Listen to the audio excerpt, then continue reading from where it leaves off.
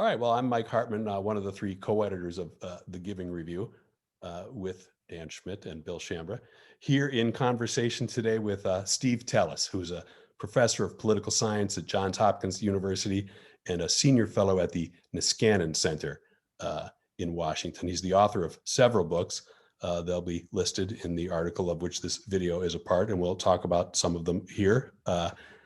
They do, as does much of his other work, almost all of it, include investigations of and analysis of, in many cases, the different components of conservatism, and often the way in which donor activities and interests affect those components. So why don't we start right in here, Steve, if that's okay, by going through some of your books. You had a book in 2008 on the conservative legal movement. I think that was the title of the book, The Conservative Legal Movement. In large part, almost in whole, really, about the Federalist Society. So that was 2008. I assume you'll say yes to this. The conservative legal movement rose further since then as well.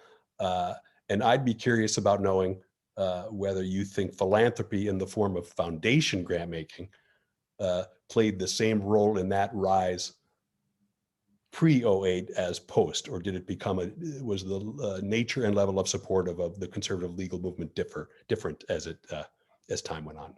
Yeah, so Michael, thank you for having me on. So The Rise of the Conservative Legal Movement was my book in 2008, and it was based quite substantially on internal documents from conservative organizations, the overwhelming percentage of which are still not archived, but which I got access to myself. One of the largest parts of that was from the internal files of the Olin Foundation, the sister foundation to the one that you once worked for. And they were very important funders of the various different parts of the conservative legal movement, not just the Federalist Society, but the Institute for Justice, the Center for Individual Rights, the Law and Economics Center that was at various places, but eventually ended up at George Mason University.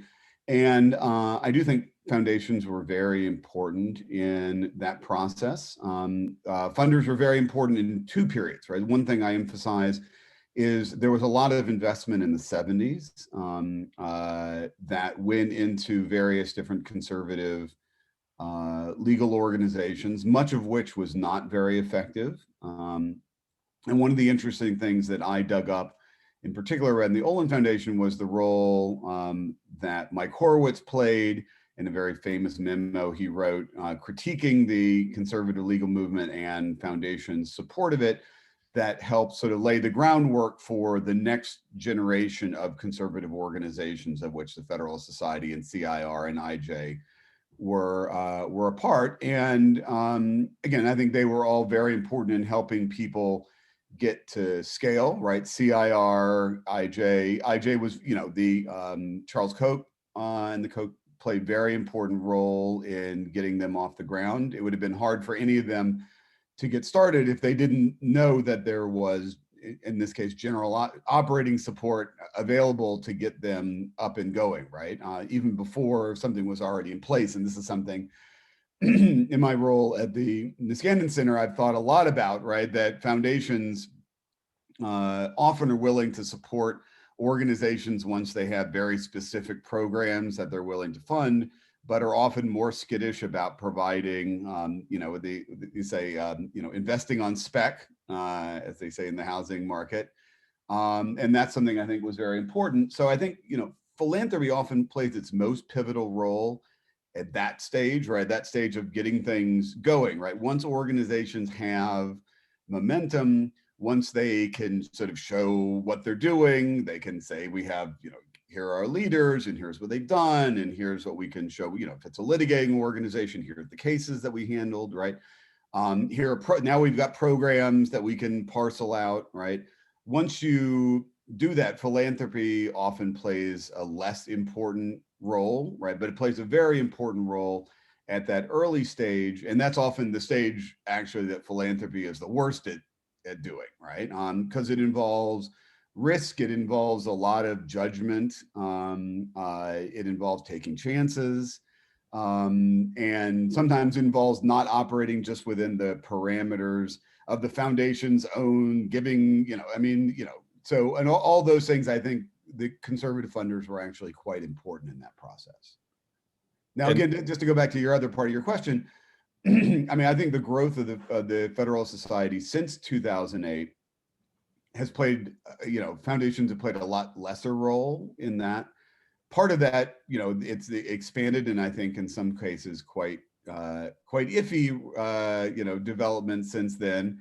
Has to do with its relationship to conservative office holders, right? The Federalist Society played a very particular role in the Trump administration, which, I think, a lot of people, we're going to talk about this later, but a lot of conservative funders are going to step back and wonder about whether they covered themselves in glory and how the Trump administration played out. And it'll be years before I think people make a full assessment of that.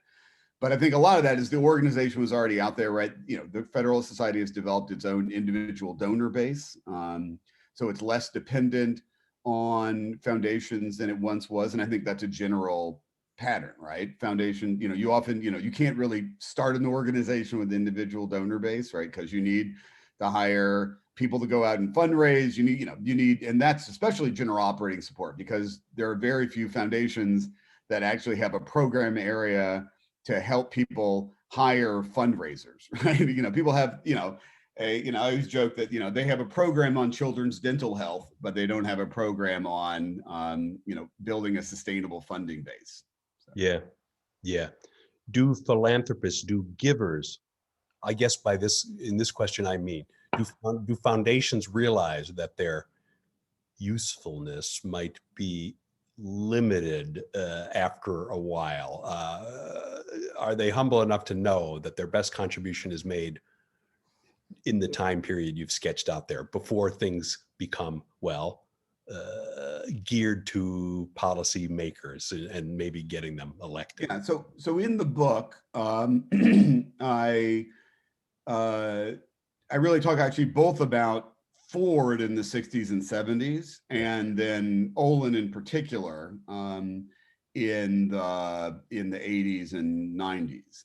And I think both of those foundations really did think about, so again, in Ford, right, they made a decision that they thought it was necessary to have a broad spectrum of litigating organizations that would be modeled roughly on the NAACP, but they would then move into the environment, into women's rights, into all these other areas, and they really seeded those organizations, including, MALDEF, right, was almost literally created inside the Ford Foundation. Lots of its internal politics went through the Ford Foundation.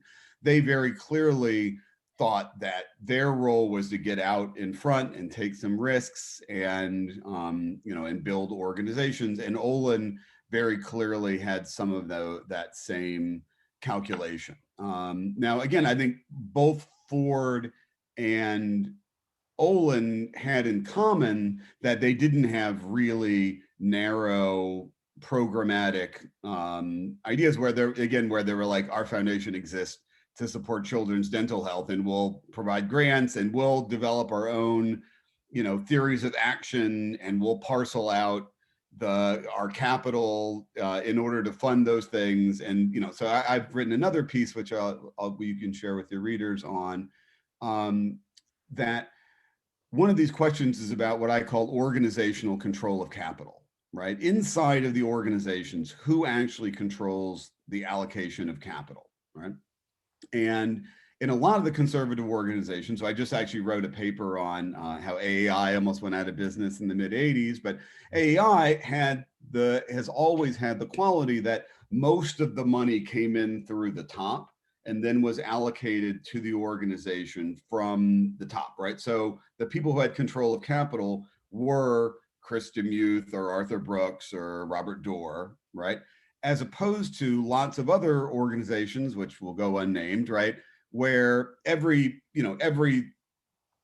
person inside the organization has their own relationship to an outside funding source. And if you do that, you really don't have an organization, right?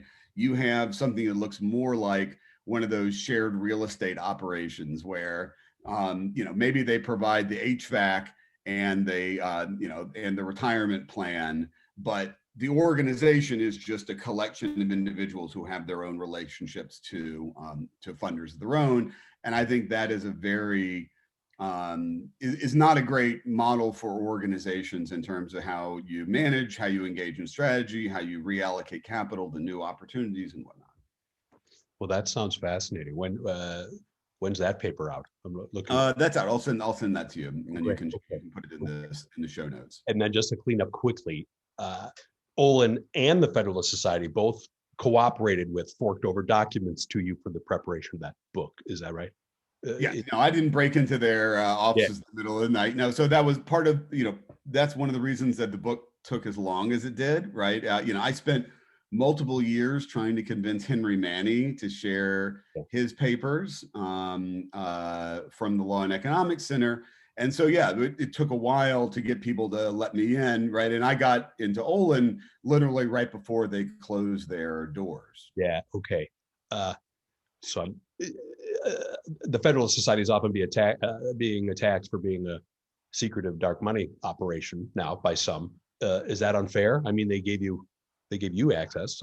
I mean, again, I can't comment on anything about the Federalist Society after about 2006, right? That's where my vision into them. So, and I have no opinion one way or the other, but they did point me to the file cabinet, right? Yeah. And the file cabinet was not in great shape. I'll just say that, right? It wasn't like it was organized like a modern archive would be.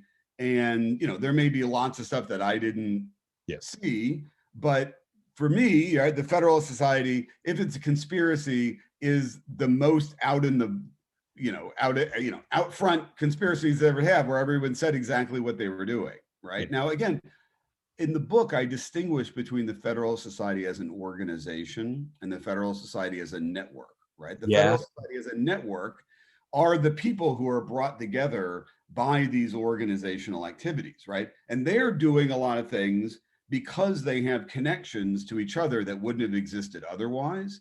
So I think, there were some pretty conspiratorial things around, for example, the Clinton impeachment. A lot of those people knew each other and had relationships because they met through Federalist Society activities, but the Federalist Society itself was not actually coordinating that. Now, again, whether that's changed under the Trump administration is beyond what I've got information on. Let me just quickly then ask you at the end of part one here about your 2017, I think, book, The Captured Economy, which was about how breakdowns in democratic governance allow wealthy special interests to capture policymaking. Many would say that philanthropy allows for the same thing, facilitates it. I don't think this was in that book, but do you think that might be true, or do you agree with that? Well, I don't know. I mean, one of the things we actually argue in the book is that actually philanthropy should be a very powerful mechanism against those dynamics, right? That is, most of those areas of democratic breakdown have the feature that you have massively disproportionate organization, right? And so your listeners probably are very aware of this in the education context, right? Where if you're in a local school board, teachers unions show up, right? They're there, they're present, right? And there's often nobody on the other side. And lots of things, right, have that same quality, whether it's local zoning decisions. One of the reasons why we have this huge problem of spiraling housing costs in DC and New York and San Francisco and all those other places is because one side shows up and nobody shows up on the other. And that's a classic area where philanthropy can play a very powerful role by just writing that organizational disequilibrium even a little bit. One thing political science shows is even just having a few people show up at the zoning meeting and say, we should build housing and it's a good idea and we have an obligation. Yeah, that can make a big difference, just like having a few people showing up at a school board meeting and saying, actually, we shouldn't just shovel more money to teachers' pensions, right, can make a big difference, right? Or dental boards. My favorite example of this are dental boards, right? Where, because the only people who show up to state dental board meetings are dentists, right? It's very easy for them to start treating those as essentially private entities as opposed to public entities that have a responsibility to broader deliberation. So I think foundations actually have a very important role in correcting some of that essentially corruption that occurs through a process of unequal organization. Great. Well, why don't we finish up part one there, and looking forward to part two.